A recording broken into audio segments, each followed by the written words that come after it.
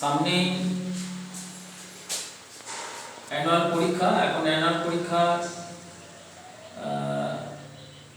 এখন বিদ্যালয়ে হবে নাকি বাড়িতে এসে হবে সে সিদ্ধান্ত এখন সঠিকভাবে নেওয়া হয়নি।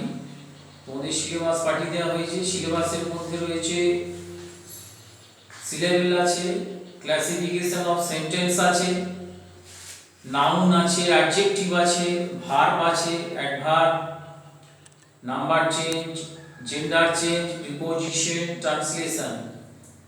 প্যারাগ্রাফ তোমাদের দেওয়া রয়েছে আওয়ার স্কুল আর মাই পেট। তো প্যারাগ্রাফ দুটো তোমাদের বইতে নেই, সেই কারণে আমি প্যারাগ্রাফ দুটো তোমাদের দিয়েও দিয়েছি। যেমন আওয়ার স্কুল যেটা দিয়েছি সেটা তোমরা দেখে নেবে, আমি একটু পড়ে দিচ্ছি। লেখা আছে name of our school is Bengai Sarat Vidyapith. There are 13 classrooms in the school.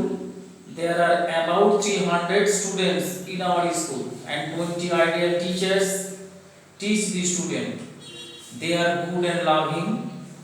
Two matrons take care and look after the students.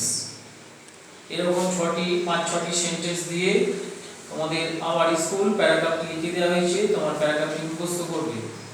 এর অল্টারনেটিভ আরেকটি প্যারাগ্রাফ দেওয়া রয়েছে মাই পেট। মাই পেট, I have a pet. It is a dog. It is black in color. It looks very nice. It has a good habit. I give him rice and bread. It watches our house at night. I call him Tom. I play with my pet Tom every day. এই পেট প্যারাগ্রাফটি আমার মনে হয় আমার স্কুলের থেকে আরো সোজা আছে, তোমাদের যেটি পছন্দ হবে তোমরা সেই প্যারাগ্রাফটি মুখস্থ করবে। এখন যে সিলেবাস দেওয়া হয়েছে সেই সিলেবাসে তোমাদের দেওয়া আছে সিলেবেল। প্রথমে দেওয়া আছে সিলেবেল। এখন সিলেবেল সম্পর্কে তোমাদের কি প্রশ্ন করতে পারে? এখন সিলেবেল ওয়ার্ড তোমাদের যে চ্যাপ্টারটি রয়েছে, যে লেসন 2 এর ওয়ার্ডের সাথে সিলেবেল, ওয়ার্ড এন্ড সিলেবেল দেয়া আছে। তো সিলেবেল কথাটির মানে হচ্ছে শব্দাংশ। তো তোমাকে আমাদের তো প্রশ্ন তোমাদের বাংলাতেই করা হয়, তো তোমাকে যদি বলা হয় সিলেবেল কাকে বলে, তুমি কি বলবে? একটি ওয়ার্ডের যতটুকু অংশ একেবারে উচ্চারণ করা যায় তাকেই সিলেবেল বলে। বা যদি বলে সিলেবেল কি, সিলেবেল কি মানে ওই সিলেবেলের সংজ্ঞাটাই তোমাকে দিতে হবে। তো আমরা সিলেবেল ব্যবহার করি কেন, প্রশ্ন করতে পারে। তো তোমাকে তার জন্য ডিটেইলস পড়তে হবে। শব্দের উচ্চারণ আর বানান ঠিক করার জন্য সিলেবেলে ভাঙতে হয়। সিলেবেলে ভাঙলে আমরা একটা শব্দকে সঠিকভাবে উচ্চারণ করতে পারি। আর শব্দগুলোকে সিলেবেলে বিভক্ত করার জন্য হাইফেন চিহ্ন ব্যবহার করতে হবে। তোমাদের দেখানো রয়েছে বইয়ে, দেখবে হাইফেন চিহ্ন দিয়ে অনেকে কি করে প্লাস চিহ্ন দিয়ে লেখে, কিন্তু এই প্লাস চিহ্নটি চলবে না, হাইফেন দিয়ে লিখতে হবে। তাহলে প্রথমের দিকে যেটা প্রশ্ন হলো সিলেবেল কি বা সিলেবেল কাকে বলে। একটি ওয়ার্ডের যতটুকু অংশ একেবারে উচ্চারণ করা যায় তাকে সিলেবেল বলে। কেন আমরা সিলেবেল ব্যবহার করি? শব্দের উচ্চারণ বানান ঠিক করার জন্য আমরা সিলেবেল ব্যবহার করি। আমরা সিলেবেলে একটি ওয়ার্ডকে ভাঙি, সিলেবেলে ভাঙলে উচ্চারণ সুবিধা হয়, বানান লেখার সুবিধা হয়। এই সিলেবেলে যখন ভাঙবে তখন হাইফেন চিহ্ন দিয়ে তোমাকে চিহ্ন ব্যবহার করতে হবে, হাইফেন চিহ্ন। এবারে প্রশ্ন করতে পারে সিলেবেলের বৈশিষ্ট্য কি না, প্রত্যেক সিলেবেলে একটি করে অবশ্যই ভারী থাকতে হবে। সিলেবেলটা ভাঙলেই হবে না, তুমি যে হাইফেন চিহ্ন দিয়ে ভাঙছো এই যে সিলেবেলগুলো, সেই সিলেবেলে তোমাকে লক্ষ্য রাখতে হবে যে ভাইল আছে কিনা। যদি না ভাইল থাকে তাহলে সেই সিলেবেলটি কিন্তু ভাঙা ভুল হয়েছে, এটা ধরে নিতে হবে। কারণ প্রত্যেক সিলেবেলে কমপক্ষে একটি ভাইল অবশ্যই থাকতে হবে। যেমন ধরো ফাদার, ফা আর দার তুমি দুটো সিলেবেলে ভাঙতে পারো। দেখো ফা যখন বলছো তখন এই সিলেবেলটা আসছে, আবার দার যখন বলছো তখন ই ভাইলটা আসছে। ফাদারের এ ভাইল আসছে আর দারের ই ভাইল আসছে। সেরকম ফাদারটা তো ছোট একটা ওয়ার্ড, ফাদারের থেকে আরো বড় বড় ওয়ার্ড আসবে, সেগুলোকে সিলেবেলে ভাঙতে হবে। তো সিলেবেলটা ভাঙার সময় তোমাকে লক্ষ্য রাখতে হবে যে সিলেবেলের মধ্যে ভাওয়েল আছে কিনা। এবারে সিলেবেল কয় প্রকার, সিলেবেলকে মোটামুটি কয় ভাগে ভাগ করা যায়। সিলেবেলকে তোমাকে 5 ভাগে ভাগ করা যায়। মনোসিলেবেল, ডাইসিলেবেল। মনোসিলেবেল মানে হচ্ছে যে সিলেবেলটাকে ভাঙা যাচ্ছে না, মানে সিলেবেল ভাঙা যাচ্ছে না। তোমাকে যদি বলা হয় বয়, তোমাকে ওয়ার্ডটা যদি বলা বয়, বয় সিলেবেলটা তুমি কিন্তু ভাঙতে পারবে না। হাইফেন চিহ্ন দিয়ে যে ওয়ার্ডটাকে ভাঙা যাচ্ছে না সেটাই কিন্তু মনোসিলেবেল। ঠিক আছে, সেরকম অনেক মনোসিলেবেল আছে যেগুলো হাইফেন চিহ্ন দিয়ে ভাঙা যাবে না। দ্বিতীয়ত হচ্ছে ডাইসিলেবেল। ডাইসিলেবেল ওটা দুটো ভাগে ভাগ করা যাবে। যেমন এই মাত্র যেটা বললাম ফাদার, মাদার, এটা দুটো সিলেবেলে ভাঙা হচ্ছে, তার জন্য ওদিকে বলা হচ্ছে ডাইসিলেবেল। সেরকম ট্রাইসিলেবেল আছে, 3টে হাইফেন দিয়ে ভেঙে তোমাকে দেখাতে হবে।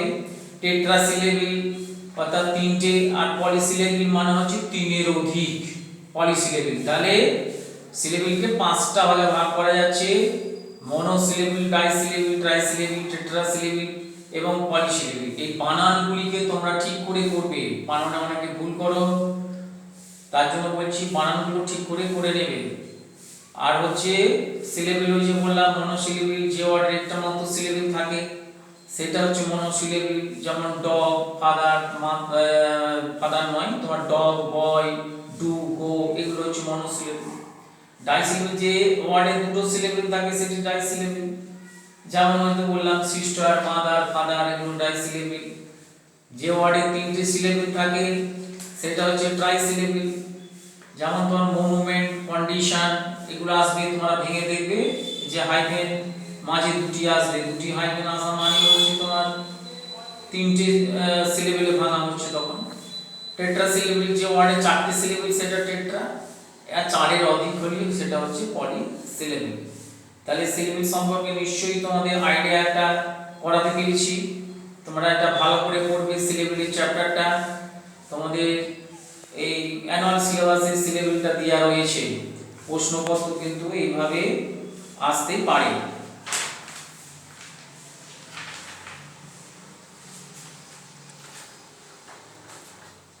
তারপরে যেটা দিয়েছে তোমাদের সিলেবেলের division of sentence. Division of sentence মানে যে সেন্টেন্সকে কভাগে ভাগ করে, একটা সেন্টেন্সের কটা অংশ। একটা সেন্টেন্সের হচ্ছে দুটো অংশ। একটা থাকে নেমিং পার্ট, সেটাকে সাবজেক্ট, আর একটা হচ্ছে ডুইং পার্ট, সেটা হলো প্রেডিকেট। খুব ইম্পর্টেন্ট জিনিস, এটি ভালো করে করবে যে একটা সেন্টেন্সের কটা অংশ থাকে, কটা পার্ট থাকে। দুটো পার্ট থাকে। আমরা দুটো পার্টে ভাঙতে পারি একটা সেন্টেন্সকে, একটা নেমিং পার্ট আর একটা হচ্ছে ডুইং পার্ট। নেমিং পার্টটা অবশ্যই সাবজেক্ট এবং ডুইং পার্টটা অবশ্যই প্রেডিকেট। ঠিক আছে, আমরা বাংলায় যাকে বলি উদ্দেশ্য আর বিদেহ। সাবজেক্ট হচ্ছে উদ্দেশ্য আর প্রেডিকেট হচ্ছে বিদেহ। সেন্টেন্স বা বাক্যে যার সম্বন্ধে কিছু বলা হয় সেটাই সাবজেক্ট। কারণ আমিনা রিডস এ বুক, এখানে আমিনা হলো সাবজেক্ট, আর রিডস এ বুক এটা হলো প্রেডিকেট। আর একটা হচ্ছে এটা জেনে রাখবে প্রেডিকেট অংশে ভার্বটা থাকবে। ভার্ব যেটা, মূল ভার্ব যেটা, সেটা প্রেডিকেট অংশে থাকবে। আমাদের ইংরেজিতে এখানে ডেফিনিশন দেয়া আছে, what is subject? that about which something is said called the subject. What is predicate? What is said about the subject is called predicate. যে কোনো সেন্টেন্সকে হু বা হোয়াট দিয়ে প্রশ্ন করলে যে উত্তর পাওয়া যায় সেটাই হলো সেন্টেন্সের সাবজেক্ট। সাবজেক্টটা কিভাবে পাওয়া যাবে? একটা সেন্টেন্সকে হু বা হোয়াট দিয়ে প্রশ্ন করলে যে উত্তরটি পাওয়া যাবে তা হলো সেন্টেন্সের সাবজেক্ট, আর বাকি অংশটা প্রেডিকেট। এই প্রেডিকেট অংশ অবশ্যই মূল ভার্বটি থাকবে। এখন আজকে এই তোমাদের এই সেন্টেন্স এবং সেন্টেন্সের সমস্ত কিছু আলোচনা করলাম না, পরবর্তী দিনে তোমাদের এক্সারসাইজটিকে আলোচনা করব। আজকে তোমাদের সিলেবাসটি দেখালাম এবং সেন্টেন্সটা কি, সেন্টেন্সের ভাগ কটি বা সাবজেক্ট প্রেডিকেট কাকে বলে এগুলো বললাম। এর পরবর্তী দিনে সাবজেক্ট যে ডিভিশন অফ সেন্টেন্সের যে তোমার এক্সারসাইজ আছে সেই এক্সারসাইজটা আমি আলোচনা করে দেবো, এবং সিলেবেলের যে এক্সারসাইজ আছে দুটো এক্সারসাইজ আলোচনা করে দেবো।